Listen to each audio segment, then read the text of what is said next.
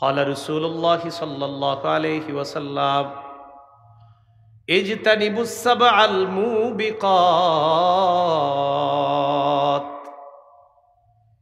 নবী বলেন 7টি ধ্বংসাত্মক অপরাধ থেকে বাঁচো। 7টি অপরাধ এমন যে অপরাধগুলা মানুষকে ধ্বংস করে দেয়। ক্বালু ওয়া মা হুন্না ইয়া রাসূলাল্লাহ, এই 7টি অপরাধ কি আপনার কাছে জানতে চাই। নবীজি বলেন 1 নাম্বার আশ-শিরকু বিল্লাহ, আল্লাহর সাথে শিরক করা। আল্লাহর সাথে শিরক করা। শিরক কি জিনিস সহজে বুঝেন। 30টা রোজা রাখছেন, ঈদের দিন আপনার আপন আব্বার কবর জিয়ারত করতে গেছেন। আপনার জন্মদানকারী পিতা, তার কবর জিয়ারত করতে গেছেন, এটা তো ভালো, অবশ্যই ভালো কবর জিয়ারত। আপনার বাবার কবরও জিয়ারত করার শেষ করার পর আরেক আব্বার কবর জিয়ারত করতে গেছেন। কথার কথা, আরেক আব্বা বলতে আমরা অনেক সময় অনেককে বাবা বলে সম্বোধন করি, হতে পারে যে উনি আমার বাবার বয়সী, উনি আমার শ্রদ্ধেয় বাবার মতো। তো এরকম আরেকজনের কবর জিয়ারত করতে গেলেন, এটাও খারাপ না, কবর জিয়ারত খারাপ না, এটা অবশ্যই ভালো। কিন্তু কবর জিয়ারত করতে গিয়ে আশেপাশে তাকাইলেন, তাকায়া দেখলেন কেউ নাই, তখন ছোট্ট করে একটা সিজদা দিছেন কবরে। কি করছেন? কেউ দেখে নাই আপনারে, তো না দেখলে কি হয়েছে? কে দেখছে? যিনি আপনার রমজানের 30টা রোজার প্রতিদান দিতেন তিনি দেখে ফেলছে, অতএব শেষ, সব শেষ। সূরা জুমারের 65 নম্বর আয়াতে আল্লাহ বলেন, আয়াতটা একটু মনে রাখবেন, সবাইকে আয়াতের দাওয়াতটা দিয়ে দিবেন। সূরা জুমার 65, সূরা জুমার 65। ওয়ালাকাদ উহিয়া ইলাইকা ওয়া ইলাল্লাযীনা মিন ক্বাবলিক লাইন আশরাকতা লায়াহবাতান্না আমালুকা ওয়া লাতাকুনান্না মিনাল খাসিরিন। নবী আপনার প্রতি আপনার পূর্ববর্তীদের প্রতি এই মর্মে ওহী প্রেরণ করা হয়েছে, যদি আপনি শিরক করেন আপনার আমলনামা বরবাদ। যদি আপনি শিরক করেন, নবী যদি আপনি শিরক করেন, অবশ্যই অবশ্যই আপনার আমলনামা সব নষ্ট হয়ে যাবে। নবীদের আমলের শেষ নাই, আমাদের তো আমলই নাই। তো নবীকে আল্লাহ বলতেছে শিরক করলে সব বরবাদ। তাহলে কয়টি অপরাধ জানি আমাদেরকে ধ্বংস করে? 7টি। 1 নাম্বার শিরক। 2 নাম্বার ওয়াসসিহরু, জাদু করা। এই এক মহামারী দেখা দিছে এখন। একটা ছেলে আরেকটা মেয়ের সাথে প্রেম করছে, তো বিয়ে হয় নাই, এখন এই মেয়ের জাদু টোনা কইরা তার বিয়ে বন্ধ করে রাখে। এই কাজ করবেন না, আপনার তাকদীরে নাই, তাই আপনি এই মেয়েকে পান নাই। আল্লাহ তো লিখে রাখছে কার সাথে কার বিয়ে হবে, আপনি কেন জোর করে এরপরে তাকে বিয়ে করতে চান? উল্টা তারে তো বিয়ে করেন না, তারেও জাদু করে নষ্ট করে দিতে চাচ্ছেন, তার পুরো পরিবারটাকে আপনি জাদুর মাধ্যমে পুরাই ধ্বংস করে দিতে চাচ্ছেন। এগুলো হারাম, এগুলা ঠিক না। যে ঘরে এই সমস্যা আছে নিয়মিত সূরা বাকারা পড়বেন, নিয়মিত সূরা বাকারা পড়বেন, যদি একটু বড় সূরাটা। তো এরপরও এই জাতীয় ঝামেলা থাকলে, যদি দেখেন কোনো ঘরে জাদু টোনার আশঙ্কা আছে, মেয়েটার বিয়ে হচ্ছে না, আর আপনাদের মনে হচ্ছে কুফুর করছে, জাদু করছে, সূরা বাকারা পড়বেন। রাসূলুল্লাহ সাল্লাল্লাহু আলাইহি সাল্লাম বলেছেন লা তাসতাতিউহাল বাতালা, সূরা বাকারার সাথে জাদুকররা, গণকরা মোকাবেলা করে পারে না। যেই ঘরে সূরা বাকারা তেলাওয়াত করা হবে, ওই ঘরে কাউকে যদি জাদুকারীরা ক্ষতি করতে চায় তাও পারবে না ইনশাআল্লাহ। তাহলে 2 নাম্বার জাদু করা। জাদু আমরা কাউকে করব না, আমাদেরকেও যেন কেউ জাদু করতে না পারে, তাই বলেন সবাই তাই। ফজরের পর 3 বার কুল হু আল্লাহ, 3 বার কুল আউযু বিরাব্বিল ফালাক, 3 বার নাস। তাহলে 3টা সূরা কয়বার করে? 3 বার, 9 বার পড়ব। পরে এই যে দেখেন শুধু সামনের দিকে এভাবে, আপনি ফু না দিলেও কিচ্ছু হবে না, বাকি ঘুমের সময় ফু দিবেন। ঘুমের আগে আমলটা যখন করবেন তখন হাতে ফু দিবেন, এইভাবে ফু দিয়ে এই সামনের অংশটা এইভাবে মুছে দিবেন, সামনের অংশ। তাহলে ফজরের পরে 3 বার কুল হু আল্লাহ, 3 বার ফালাক, 3 বার নাস। জোহরের পরে কুল হু আল্লাহ 1 বার, ফালাক 1 বার, নাস 1 বার। আসরের পরে কুল হু আল্লাহ 1 বার, ফালাক 1 বার, নাস 1 বার। মাগরিবের পরে কুল হু আল্লাহ 3 বার, ফালাক 3 বার, নাস 3 বার। এশার পরে কুল হু আল্লাহ 1 বার, ফালাক 1 বার, নাস 1 বার। বুঝে থাকলে একটু জ্ঞান খাটায় বলে দেন তো, ফজরের পরে কয়বার কয়বার, মাগরিবের পরে কয়বার কয়বার, আর বাকি 3 ওয়াক্তের পরে কয়বার কয়বার, একবার। মাশাআল্লাহ, আল্লাহ মনে রেখে প্রতিদিন একদম কালকে ফজর থেকে একদিনও যেন না ভুল হয়, আমরা আমল করার চেষ্টা করবো ইনশাআল্লাহ। কয়টি অপরাধ ধ্বংস করে? 7টি। 1 নাম্বার শিরক, 2 নাম্বার জাদু, 3 নাম্বার ওয়াকাতলুন নাফসিল্লাতী হারামাল্লাহু ইল্লা বিল হক, অন্যায়ভাবে কাউকে হত্যা করা। নাসাইর বর্ণনায় আল্লাহর নবী বলেন, মান কাতালা উসফুরান আবাসা আজ্জা ইলাল্লাহি ইয়াউমাল কিয়ামাহ, দুনিয়ার মধ্যে কেউ যদি একটা চড়ুই পাখিকে অনর্থক হত্যা করে, চড়ুই পাখিকে অনর্থক হত্যা, আর আপনি বলতে পারেন হুজুর আমি তো খাই, খাওয়ার হত্যা এক না, বেচারা গাছে বসে রয়েছে, আপনারা 2 বন্ধু রাস্তা দিয়ে যাইতে যেতে গুলাল মারছেন চড়ুই পাখিরে, এই দেখ আমার হাত কতটা মজবুত, চড়ুই পাখির গায়ে লাগছে, মরে গেছে।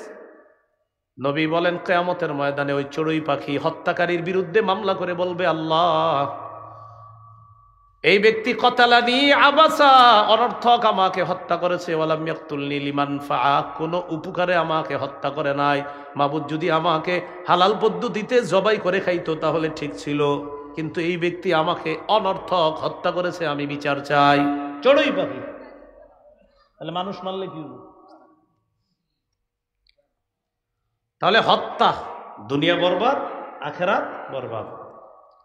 4 নাম্বারটা বলি, যদিও আপনাদের এলাকায় হয়তো এটা অপরিচিত, তারপরে বলি, কিন্তু ভবিষ্যতে কখনো হইলে আমরা এটা বর্জন করব, বলেন ইনশাআল্লাহ। বলবো 4 নাম্বারটা, ওয়া আকলুর রিবা, সুদ খাওয়া। জোরে দিকে এগুলা চিনে মানুষ কি বলে। 4 নাম্বার সুদ খাওয়া, এটা দুনিয়া বরবাদ করে, আখিরাত বরবাদ করে। যারা এই অপরাধে লিপ্ত আছে আমরা সবাই দোয়া করি আল্লাহ যেন তাদেরকে ফিরিয়ে আনেন। ভাই সুদ খায়েন না, ফিরে আসেন। সুদের ভয়াবহতা অনেক বেশি, আল্লাহ হেফাজত করেন। সুদ লেখা, আমার নামটা পাশে লেখা একটা সার্চ দিবেন, লম্বা বয়ান আছে সুদের, হ্যাঁ লম্বা বয়ান আছে সুদ সম্পর্কে, 16টা ভয়াবহতা সুদের। এক বয়ানে 12টা, আরেক বয়ানে বলছি 16টা। তো 16টা যেখানে বলছি ওইটাই শুনেন, ওইটা বিস্তারিত আলোচনা। এগুলো আপনার 4 নাম্বার। 5 নাম্বার ওয়া আকলু মালিল ইয়াতীম, এতিমের সম্পদ অন্যায়ভাবে ভক্ষণ করা। বড় ভাই মারা গেছে, যাওয়ার পর তার 3টা সন্তান এতিম। এবার চাচা চিন্তা করে কলমের খোঁচায় কিভাবে তাদের জমিগুলা নেওয়া যায়। ওয়া আকলু মালিল ইয়াতীম, এতিমের সম্পদ অন্যায়ভাবে ভক্ষণ করা।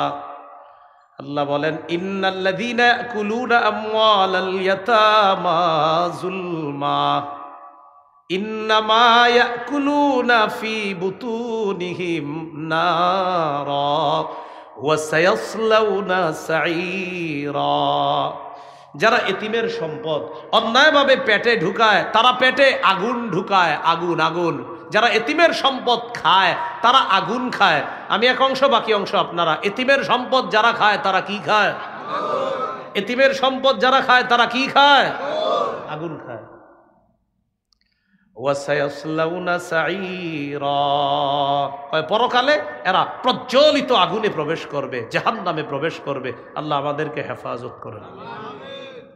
6 নাম্বার ওয়াত্তাওয়াল্লি ইয়াউমাজ যাহফি, জিহাদের ময়দান থেকে পলায়ন করা। আল্লাহ যদি কখনো জিহাদের সুযোগ দেয়, ইনশাআল্লাহ আমরা স্বতঃস্ফূর্ত অংশগ্রহণ করব, পলায়ন করব না। নিয়ত আছে নি? ইনশাআল্লাহর আওয়াজ আসতে হবে।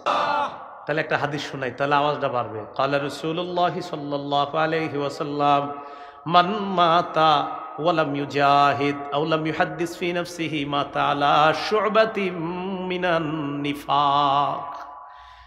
যে ব্যক্তি মারা যায় কিন্তু জিহাদ করলো না, অথবা জিহাদের সংকল্প রাখলো না। যে ব্যক্তি মারা যায় জিহাদ করলো না অথবা জিহাদের সংকল্প রাখলো না, সে নেফাকি মৃত্যুবরণ করবে। কি মৃত্যুবরণ? মুনাফিকি মৃত্যুবরণ। জিহাদের নিয়ত থাকতে হবে। জিহাদ মানি, বলেন সবাই জিহাদ মানি সন্ত্রাস নির্মূল করা।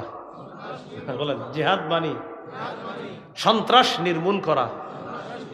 জিহাদ আর সন্ত্রাস সম্পূর্ণ আলাদা, সন্ত্রাস অপবিত্র, জিহাদ পবিত্র।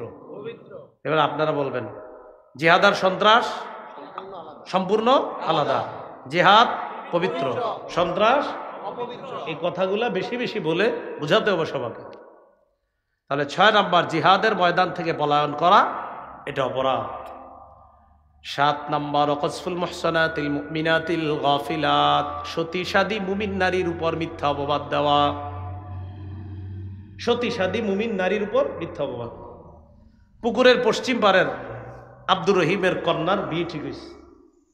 তো সাধারণত আমাদের এলাকাগুলার কিছু এলাকায় এরকম বদভ্যাস আছে, একজনের মেয়ের বিয়ে ভালো জায়গায় ঠিক হওয়া, পাশের জন সহ্য করে না, যে হ্যাঁ এত ভালো জায়গায় বিয়ে হইব কেন। বর পক্ষের বাবার ফোন নাম্বার নিয়ে ফোন দেয়, মেয়ের সব কিছু জানছেন? কি শুনলাম বিয়ে, হ্যাঁ আগামী শুক্রবারই তো বিয়ে। তো সব জানছেন নি? জি জানছি, তো মেয়ে এই এই পড়াশোনায়, আর কিছু বলে নাই? কয় না। আর অন্য কিছু বলে নাই? কয় না। কোনো সমস্যার কথা বলে নাই? কয় না। তো ঠিক আছে রাখি। হ্যাঁ কিন্তু কিছু কয় নাই, কারণ সমস্যা তো নাই মেয়ের। এই যে একটা কথা বলে রেখা দিছে, ছেলের বাবার মেজাজ মাথাটা কি হবে এখন আপনারা বলেন? কি ঘটনা, কি কি সমস্যা, কি আসলে কি সমস্যা হবে? এই যে আপনি মুমিন একটা মেয়ের উপর একটা অপবাদ লাগাইয়া দিলেন, তাও অপবাদ সুন্দর মতো দিতে পারেন নাই, শুধু শুধু একটা সন্দেহ ঢুকিয়ে দিলেন। আল্লাহর কাছে জবাব দেওয়ার জন্য রেডি থাকেন। দুনিয়াও নষ্ট করতেছেন, আর দুনিয়াতে আল্লাহ আপনারা ছাড়বে না, মনে রাখবেন, পরকালও বরবাদ। এই 7টি বদভ্যাস অপরাধ থেকে আল্লাহ আমাদের সকলকে বেঁচে থাকার তৌফিক দান করেন।